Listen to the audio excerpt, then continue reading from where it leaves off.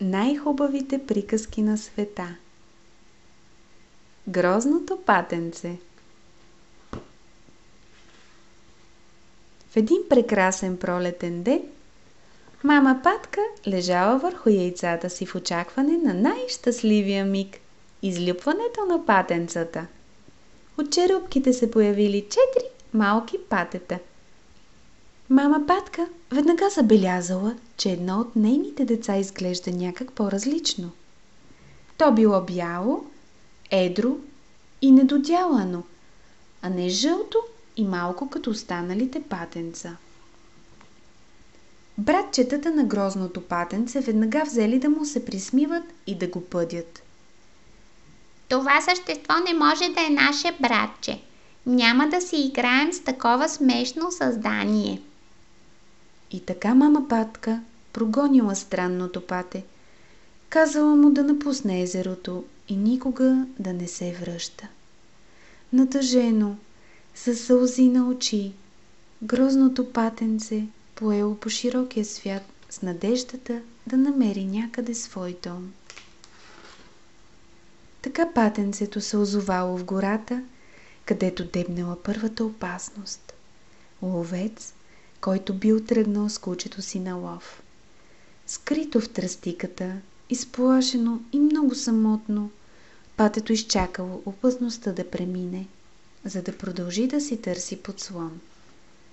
В скитане и лутане времето минавало и дошла лютата зима.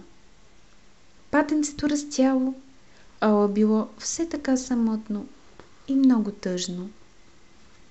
Както се скитало и тъгувало, то съвсем изнемощяло и един ден попаднало без сили в двора на малка къща. Там го намерила стопанката на къщата, която била излязла да вземе дърва за огрев.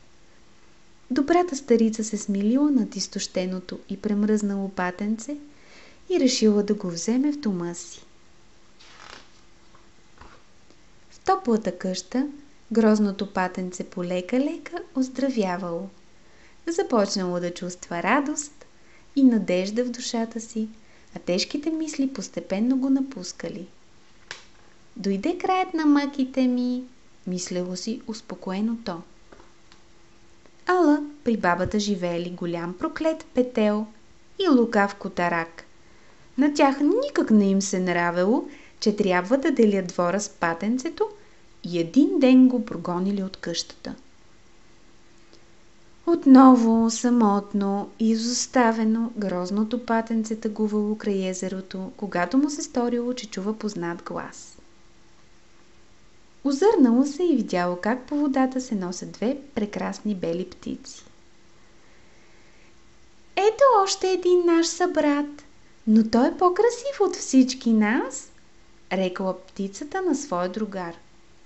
Грозното патенце се огледало смутено във водата и открило там своя лик. Видял приказен бял лебед, който си приличал с птиците като 2 капки вода. Патето не могло да се познае, вратът му бил станал дълъг и гъвкав, а перата му изкрели от белота. Грозното патенце се било превърнало във величествен бял лебед. Вълнение и щастие обзели душата му, че най-сетне е открил своя дом и своето семейство. Скоро младият лебед срещнал прекрасна женска птица и двамата се влюбили пламенно един в друг.